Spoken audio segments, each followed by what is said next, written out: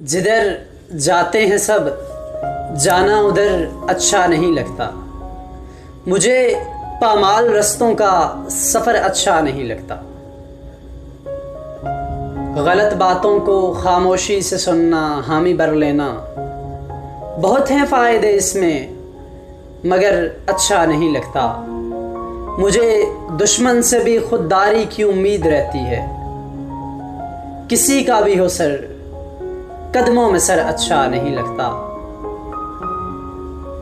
بلندی پر انہیں مٹی کی خوشبو بھی نہیں آتی، یہ وہ شاخیں ہیں جنہیں اب شجر اچھا نہیں لگتا، یہ کیوں باقی رہے آتش جنوں یہ بھی جلا ڈالو، کہ سب بگر ہوں اور میرا ہو گر اچھا نہیں لگتا۔